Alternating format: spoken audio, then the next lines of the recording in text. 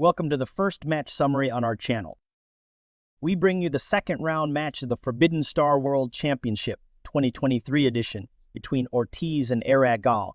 You can see the full transcript of the match on ORTIZ's channel. See the information in the description. The webcast is hosted for you by your virtual commentators, Benton and Nolan.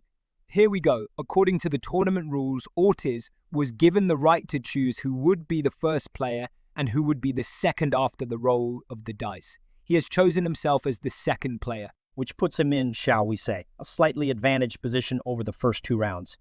To balance this out, the tournament rules state that the first player has the right to determine who will ban races first and who will choose races first. In a tournament, each player can ban one race. Each player then chooses a side. The first ban belongs to ORTIZ, who bans Tau. AiratGal bans the Orcs, and using the right choose the Eldars first. ORTIZ then, wanting to equalize this choice with a quite similar race, chooses the Tyranids. The map tiles are distributed and the duel begins. It is worth mentioning that both players receive tiles with a planet having 3 resources. The first tile from the Eldar with 2 planets. The first with 1 resource and a reinforcement token on which the objective token in Aspect Warriors is placed. The second planet, 1 resource and a prosperity token. In addition, Hellball frigates on the Void. Not a common solution. Yes, usually the players tend to place frigates on their home system. But now the Tyranids. 2-planet system, the first with a reinforcement token and a resource on which the gaunt is landed. The second with 1 resource and cash token. We have an objective token and a bastion on it. In this case, it is also a bit different style because usually gaunt just to land on a planet with a bastion. But let us see further. Yes, we also have a land bridge here to a planet with a target. Maybe that's why this gaunt. In any case, the Eldars are laying out the house system, with 2 voids from the Bastion tile, the side with the cash and prosperity tokens. On the planet we have the factory, and on the craft world, the aspect and the Wraith Guard, a frigate on the void between the craft world and the Bastion. In response, the Tyranids put up a home system side with support and cash tokens. A factory and an objective token are landed on the fleet planet. On the planet with a cash token we have gaunt. Both ships, Devourer and Hive ship, are in the void between factory and Eldar craft world. A tightly focused fleet, I would say. And now we have first tile with the gold mine. The planet with the forge token is left empty, and on the planet with 3 resources lands Aspect Warrior, a landing connection with the planet on which the gaunt is located. Is this to distract attention from the planet with the objective token? We'll see. The last part of the map, a slightly more protected planet with 3 resources in the very corner of the map on which lands gaunt. The planet with the prosperity token is left empty. Now Warp Storm from the Tyranids between Bastion and Craftworld protecting the objective and Warp Storm from Eldar also protecting the objective between home systems. Now the planning phase. Quite quickly the first Eldar order in their home system. Order from Tyranids also in their home system in response. Another token from the Eldar at home and another of Nidov at home. Likely dominations and deployments, I think. Eldars throw a token into the system with aspect and frigates, maybe strategize. A quick response from the Tyranids at home system. Perhaps another domination, same thing, Eldars. Another token at home. And again, quickly Tyranids in the system with a gold mine. And right off the start of the Eldar, they reveal strategize in their home system. Eldars decide to buy a combat card. They buy Wraithguard Advance and exchange it with command of the Autarch. Then the Tyranids reveal an order in their home system. It is Domination, which allows in their case to take 3 tokens, of which 1 can be anyone. They choose 2 cash tokens and a reinforcement token.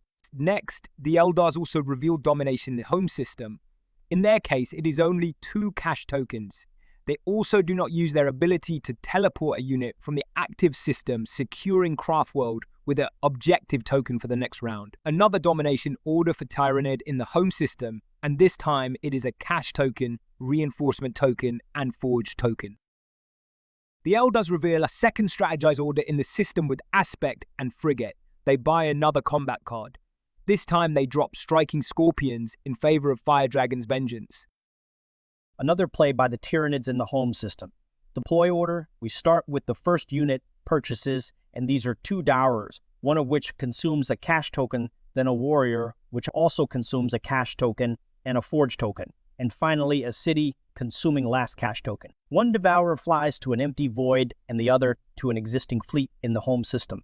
The warrior and the city land on the planet with the gaunt.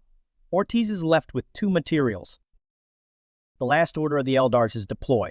They purchase Bastion for a cash token on their craft world, and 2 frigates for another token and materials, and they have zero out their account balance. The frigates form a fleet of 3 ships together with the first one in Eldar's home system. Pretty solid protection against the Tyranids. The Tyranids' last order token is strategized in a system with a gold mine. Ortiz decides to give up the Hive Tyrant and purchase the Termagant Brood, which also leaves him with 0 in his account. We are entering a refreshing phase. In materials, we are 8 to 7 for the Tyranids. Eldars receive the scheme Outmaneuver card, allowing them to move the order token on top or bottom of the order's token pile. A very good card. They move the Warp Storm horizontally under the Tyranid home system on the side of the planet with the city. The Tyranids receive the Rapid Mutation Tactics card, which allows them to receive 2 forged tokens. They move Warp Storm vertically to the very center of the map. The first player's marker goes to the Tyranids and another round begins.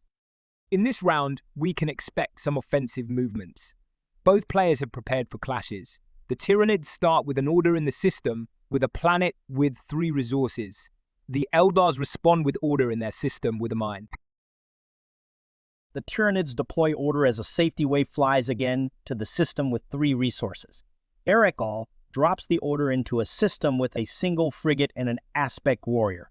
One more build from Tyranids in the home system. Eldars block Tyranid mines with the order.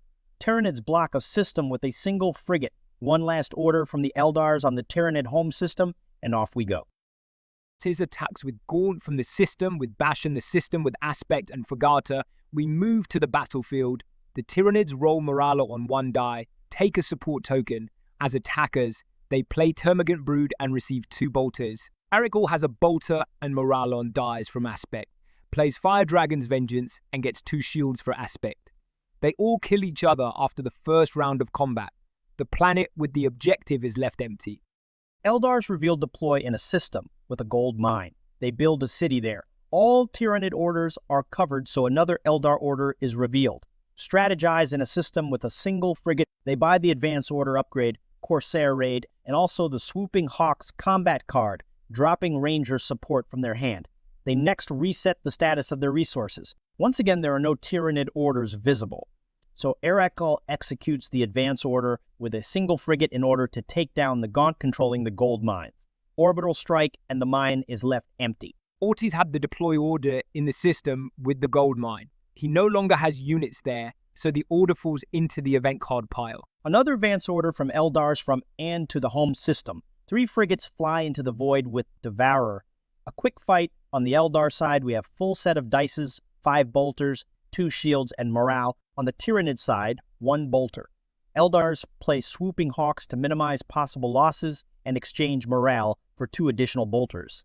The Tyranids try to destroy at least 1 frigate by playing Hormagaunt Brood. They destroy the ship for 3 bolters, but the AiratGal has protected itself with shields and only 1 frigate is routed. Now AiratGal uses the upgraded Advance Order to perform an orbital strike, but with only 2 frigates. The 3 bolters cost the Tyranids the loss of all units from the planet, Warrior, and Gaunt. Heavy losses for Ortiz. The last 2 orders are Tyranid orders.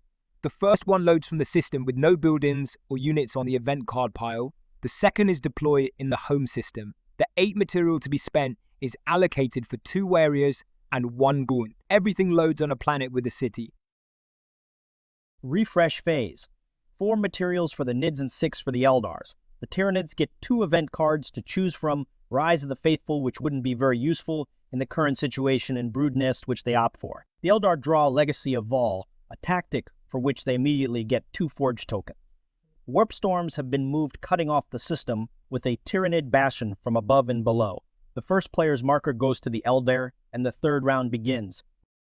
A quick Eldar's order on the Nids home system, and Ortiz's order loads in the same system. AiratGal sends the order to the system with the lone frigate, and Ortiz sends the order to the system with Bastion. The Eldars place the order on their home system, and the Tyranids again on the system with Bastion. The Eldars' last order lands on the Nids home system, and the Tyranids' order lands on the Eldars' home system. AiratGal uses scheme outmaneuver to move its order in its home system to the top of the stack. He then plays the strategized token from his system with a lone frigate and buys the deploy command upgrade Wraithbone Singers. In turn, ORTIZ plays his scheme brood nest to place one gaunt on a planet with a bastion and another on a planet with a factory. Then, using the advanced command on the system with the bastion, he moves his new gaunt to the other empty planet, heading slowly to his objective. Eldars play the deploy order in their home system. They purchase Frigate and Aspect Warrior on their craft world expecting an attack.